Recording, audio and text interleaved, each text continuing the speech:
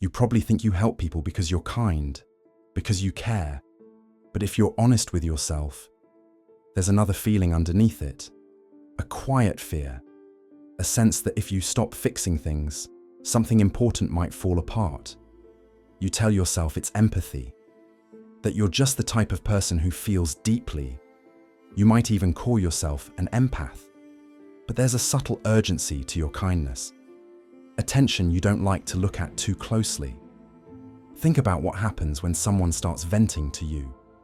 Before they even finish their sentence, your mind is already racing. You're forming solutions, offering help, planning how to step in. You aren't just listening, you're working. And if you slow down and actually notice your body in those moments, it doesn't feel warm or generous. It feels tight, restless, almost anxious. You're not helping because you have energy to spare. You're helping because not helping feels unsafe.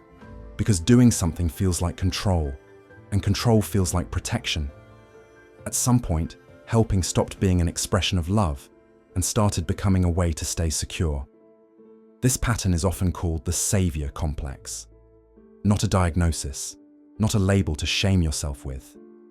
Just a name for a survival pattern where your sense of worth becomes tied to being useful. If you can fix their problem, maybe they won't be upset. If you can save them, maybe they won't leave. If you make yourself indispensable, you won't be replaceable. Your usefulness starts to feel like insurance against rejection. This video isn't about being a hero. It's about the quiet exhaustion of believing you have to earn your place in people's lives by constantly holding everything together. So how does someone learn to connect love with labor? For many people, it starts early, often before they had language for it. Growing up, you may have sensed that the adults around you were fragile, maybe emotionally unavailable, maybe unpredictable, maybe overwhelmed by their own lives. You learned something important very quickly.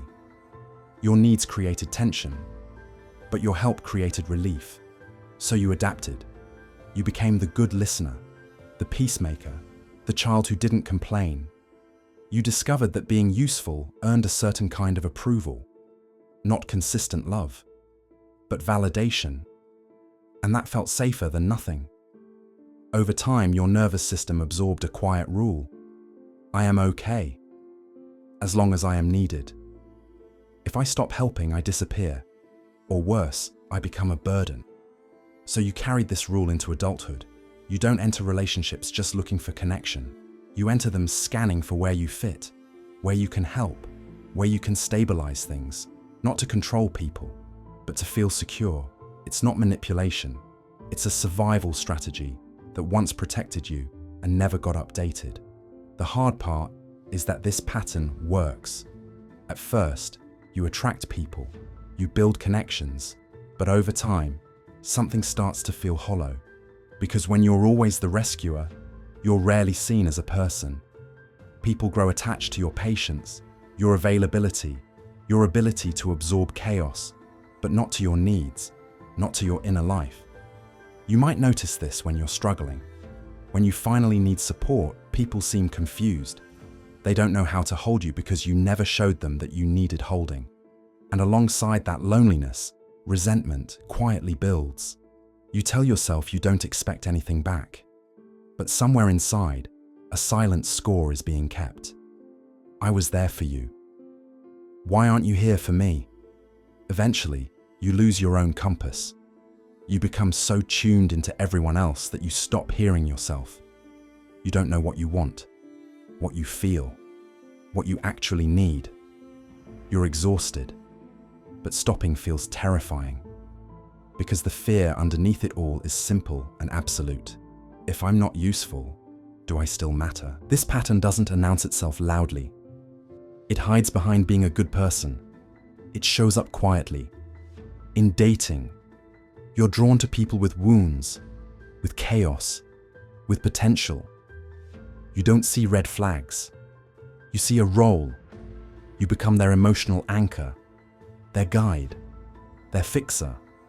The connection feels intense, but it's built on effort, not intimacy. At work, you stay late. You take on extra responsibility. You struggle to say no. Part of you feels proud. Another part feels depleted. You convince yourself it's dedication, when it's really fear of being seen as replaceable. In friendships, you're the one people call in crisis, late at night, over and over. You answer, even when you're empty. And if they stopped calling, that absence would feel unsettling, even painful. And in everyday moments, you swallow discomfort. You smooth things over. You keep the peace. Not because it doesn't matter, but because your feelings feel less important than keeping everything stable. Again and again, you choose safety over authenticity. So how does this change? Not by becoming cold, not by cutting everyone off, but by slowly teaching your nervous system that you are allowed to exist without performing. Here's a gentle place to start. First, notice the urge. Pay attention to the moment you feel pulled to fix, advise, or rescue. Notice the anxiety underneath it. Just name it quietly. I'm trying to earn safety right now. Second, pause. When the urge shows up, wait 5 seconds. Let the silence exist. You'll feel uncomfortable, almost guilty. That feeling is important. It means you're breaking an old rule. Third, offer presence instead of solutions. Try saying, "That sounds really hard," and stop there. No fixing, no saving, just being. This will feel wrong at first, but over time, something shifts. You begin to see who stays when you aren't performing, and who was only there for the role you played. That clarity can hurt, but it's also freeing, because you were never meant to pay rent for the space you occupy in people's hearts. You are allowed to just be. If this resonated with you, and you want to keep exploring these quieter layers of human behavior, you're welcome to stay here with us. I'll see you in the next one.